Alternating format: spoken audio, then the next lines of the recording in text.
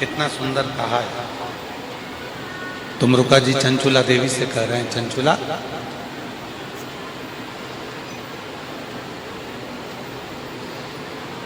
जैसे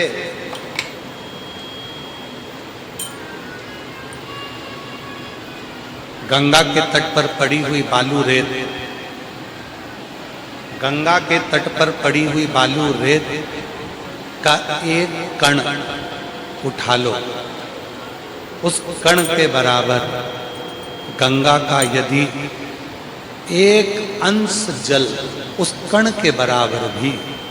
हमारे मुख में चले जाता है, तो संसार का कोई मनुष्य कितना भी पापी क्यों ना हो, वो फिर जन्म नहीं लेता, वो परमात्मा का हो जाता है।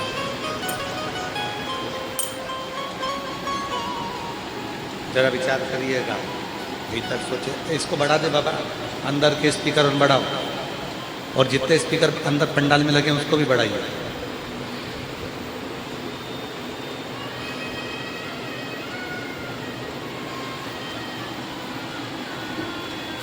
गंगा के तट पर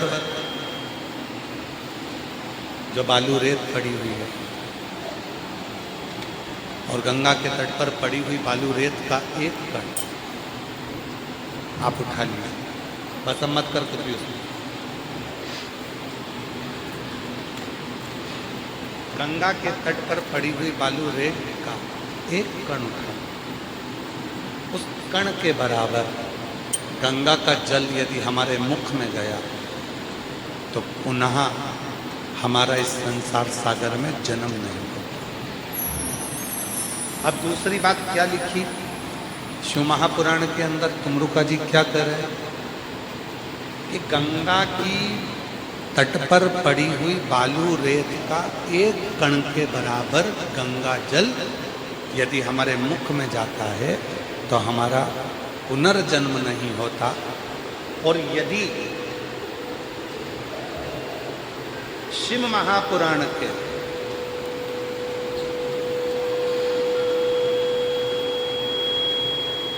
शिव महापुराण के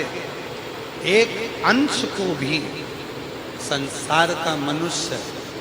अपने शरीर को धारण करने के बाद, मानव देह धारण करने के बाद, मात्र एक अंश, 3 घंटा भी जाने दो,